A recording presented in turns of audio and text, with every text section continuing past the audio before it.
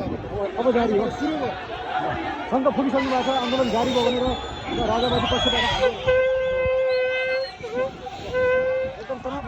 बा के भन्न चाहनुहुन्छ यस्तो यो सरकार यस लुटेर चाहिँ नेपालको जनता भूमि चाहिँ लुटेर चोरी खेपी ओली र शेरमान देउवा प्रचण्ड चोर पनि हो जनतालाई झुक्क्याएर लिएको तर यसरी असुल ग्यास हानिरहेको छ यो चोर सरकारै हो यो नेपालमा 70 पैसाको दिलीदार पालादेखि हो हिँडेको प्रचण्डले झुक्क्याएर रात दरबार मारेको प्रचण्डले पनि हो यो प्रचण्ड जनतालाई झुक्क्याएर आज जनता कति मारेर ल्याएको आज यसलाई जेलै हाल्नुपर्छ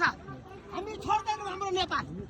नेपालको राजा नेपालको सम्पत्ति हामी नेपालमै राख्छौँ यो तरिकाले राजालाई ल्याउन सकेला त यस्तो किन नसक्नु मर्न पनि तयार हो तपाईँहरू हामी तयारी छौँ कति वर्षको हुनुभयो बा म 73 वर्ष 73 वर्षमा पनि यसरी आन्दोलनमा आउनुभएको छ